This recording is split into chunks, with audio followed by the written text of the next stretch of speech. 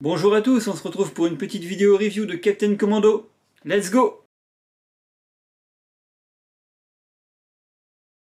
Captain Commando est sorti en 1991 sur CPS-1 par Capcom.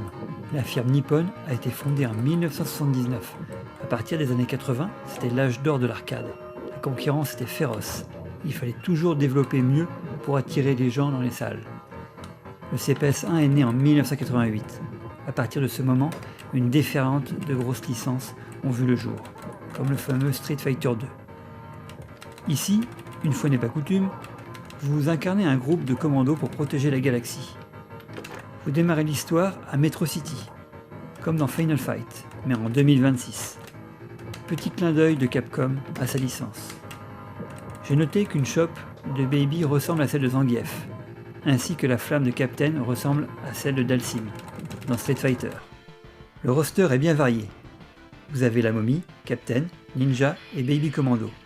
Les animations et les sprites des personnages sont très détaillés, très colorés et les mouvements sont fluides. A noter que la borne originale comportait 4 sticks pour pouvoir envoyer une déferlante de patates. Durant votre épopée, vous allez pouvoir ramasser différentes armes, du pistolet au laser, au lance-roquettes et à l'étoile de ninja, afin de déglinguer un maximum d'ennemis. Avec les deux boutons, la prise en main est immédiate. Il y a un bouton de poing et un bouton de saut. Il y a aussi un dash qui s'exécute dans toutes les directions, 2 fois haut ou 2 fois avant par exemple. Pour l'époque, c'était hallucinant.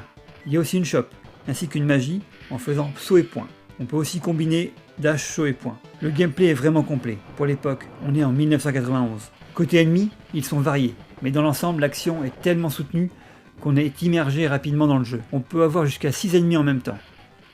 On pourrait être coupé en deux et même se faire gerber dessus de l'acide. La difficulté est progressive, mais à partir du deuxième boss, préparez-vous à utiliser une bonne grosse poignée de crédit. Les musiques, pendant les niveaux, passent très bien et sont bien adaptées à la situation. Il y a quelques samples répétitifs lors de combats de boss, par exemple le boss numéro 3. L'impact des coups est correct, mais on n'en voit pas non plus de grosses patates. En ce qui concerne le level design, nous avons 9 niveaux, tous différents les uns les autres, bien colorés et très détaillés. On peut même casser certains décors. On sera amené à traverser la ville, le musée, un temple ninja, un cirque, un aquarium et consorts. Les niveaux sont très différents les uns les autres. Il faudra environ 40 minutes pour terminer une run. Le jeu est fun, le top c'est de le faire à 2. À 4 c'est trop l'orgie. On pourra retrouver quelques adaptations de Captain Commando, en 95 sur SNES, en 98 sur PS1, sur Xbox et PS2 en 2006 dans une compilation Capcom. De plus, on pourra retrouver le héros Captain dans la série des Marvel vs Capcom. C'est tout pour cette vidéo. En attendant, si vous avez des questions, n'hésitez pas à les mettre dans les commentaires, j'essaierai d'y répondre. Merci à tous d'avoir regardé, à bientôt. Captain Commando.